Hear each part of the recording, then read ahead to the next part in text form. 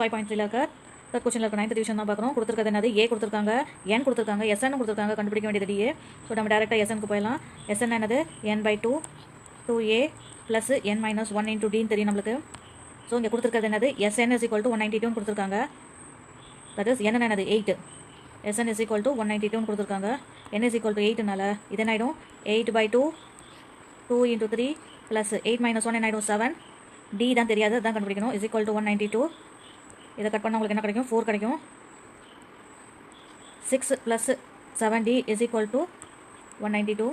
So 6 + 7d is equal to 192/4 எழுதலாமா? 4 அந்த பக்கம் கீழே போய்டும், டினாமினேட்டரில் போய்டும். ஸோ அப்போ உங்களுக்கு இது என்ன கட் ஆகுமா? 5 டேபிள் இல்லை, 4 டேபிள் தான் வரும். அப்போ என்ன கிடைக்குன்னா 16 32 கரெக்ட். இதில் வருது உங்களுக்கு கட் ஆகுது 48ல் கட்டிடும்.